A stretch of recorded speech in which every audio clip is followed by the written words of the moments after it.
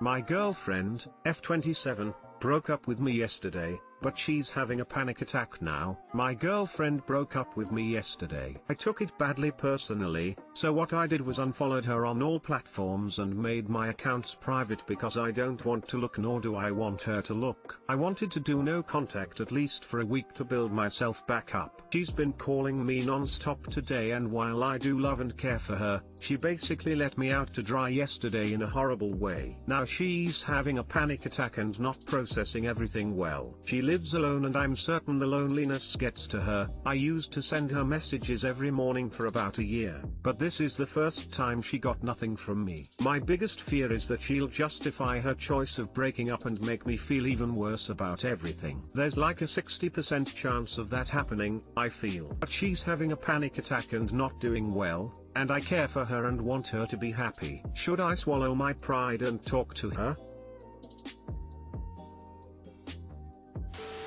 She broke up with you, bro. She isn't your problem anymore. Just move on and live your life. She made her choices and now has to deal with them. Do you think she'll care about you having a panic attack?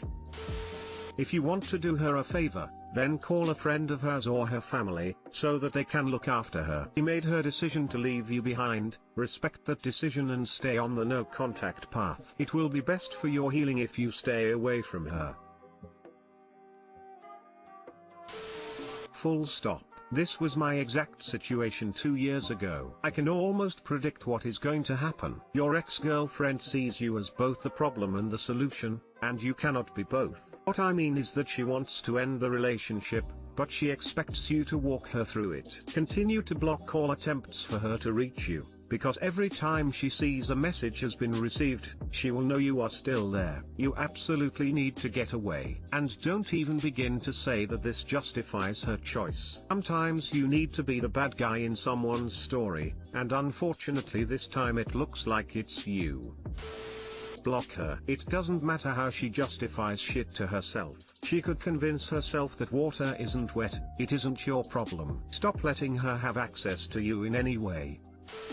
She made the decision to no longer be with you for whatever reason. Sometimes people with anxiety, like me, have trouble adjusting to major life changes. She is probably feeling vulnerable and lonely. She may be regretting her decision to break up in the first place due to those feelings. That doesn't necessarily mean that breaking up was the wrong decision. I think you are doing the right thing by going no contact. You guys were surviving before you met and will continue to survive after the end. Time to focus on yourself, and when you are ready, find someone that's a better fit.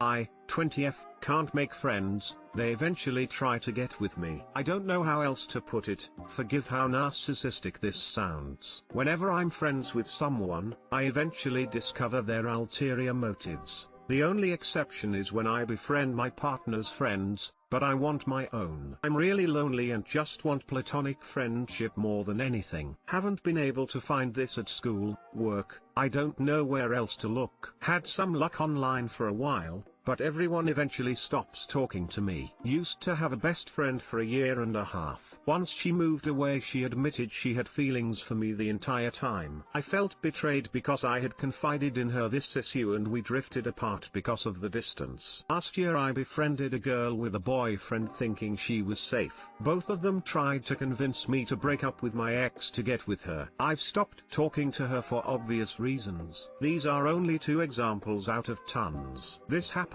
to me regardless of my relationship status. I've been in therapy and nobody seems to have answers. Even tried to go into friendships straight up confessing my issue and asking for them to respect my want for a platonic relationship. Looking to the harsh words of Reddit for advice. But understand this took a lot for me to write this. What the hell do I do? How can I even make friends? Too long didn't read. Seemingly platonic friendships always want more. How can I get a strictly platonic friendship? How do I even meet people nowadays? Edit, a fair bit of you suggest making friends of the same sex and stop befriending guys, but both my examples are same sex. Lamau.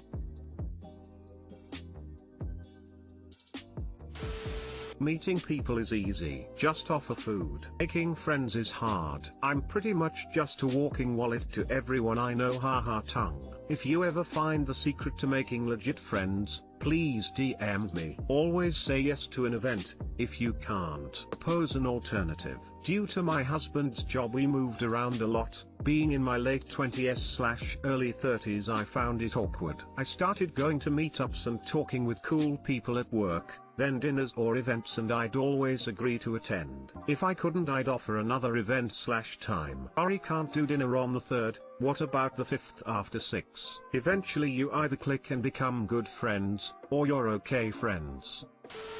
Well fuck, my girlfriend needs friends that aren't trying to do things with her. I would also love to know where she can meet these people. Even though it didn't really help me, I would still recommend Bumble BFF. Limitation is it only matches you with the same gender, plus side it's for platonic connections only, mostly roommates. Can't hurt to try, good luck to her.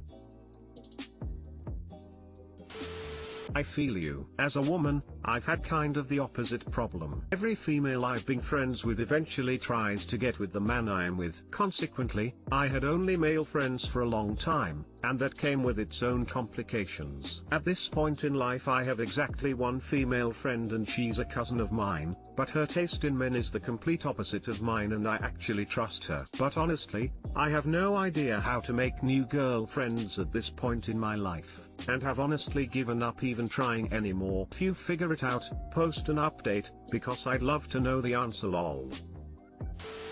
I am 46. I am a dude. This happens a ton. I don't know if it's an age thing, but in the past decade the women in my life have been acting like boys did in their late teens. At first I got angry over the attention. The attention would always show itself when drinks were involved and I feared my response more than anything else. This being said, my honest suggestion is to try and come to terms with this fact of life and change your perspective to something more like, all animals have this drive to procreate. Humans do as well. Our lives are filled with this search for our partner and to procreate. We have evolved to spot healthy people to mate with. We have developed pheromones, literally biologically changed at the DNA level, to produce a scent to attract people to us. If a friend tries to get with you or shows affection, take it as a compliment, tell them you are sorry that you don't feel that way about them and want to continue to friendship, and then go on with your normal friendship day, not making it weird. You have good qualities people like in their lives. Of course they will be attracted. Of course they will want to be romantically linked to you. None of that takes away from the friendship. I have played many games of pool with people who were interested in me, or I was interested in them, and nothing ever happened except hundreds of hours of good times. Nothing ever happened except some amazing memories I will never forget, getting tacos at 2 a.m.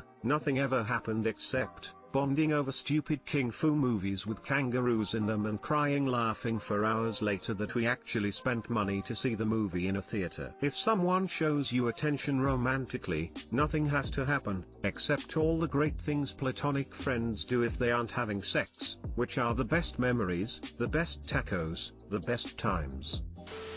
This is clearly a problem with your pheromone production. It's simple biology. Your friends are being mesmerized by microscopic particles floating directly from your glands into their holes. A spritz of coyote urine behind the ears twice a day should do the trick. 6 years/show son can't pee in the troughs at school. School is offering to let him go in teacher's lounge. Husband, 35, wants him to man up or piss your pants.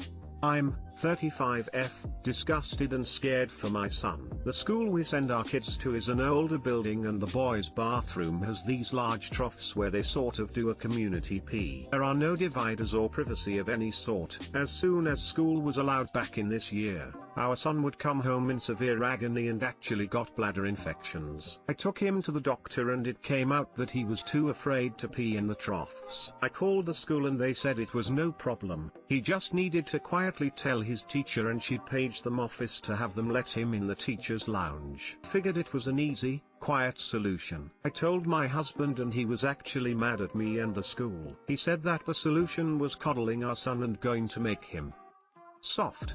He's going to need to pee in front of men at urinals for the rest of his life and mommy, Mrs. Prissy B.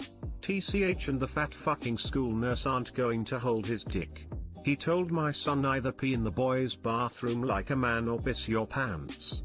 which horrified my son. Obviously I have major issues with my husband that need resolution, but what is the solution for my son? Do I tell him to ignore his dad and just go with the school plan?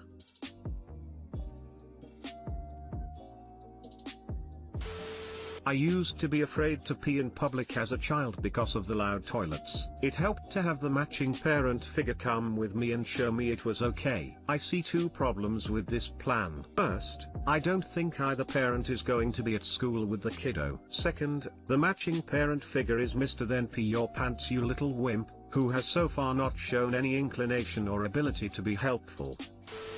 He's just 6. I'm not sure why people expect children over the age of 3 to know everything. I'm so over people being mad at kids for being anxious, or crying or scared. He's only been alive for 6 years. Instead of telling him to piss on himself or man up, he should be working with your son to get him more comfortable using the bathroom. Yelling and making him anxious isn't going to help. Also, your husband sounds shitty for talking bad about staff who just wanted to help his son.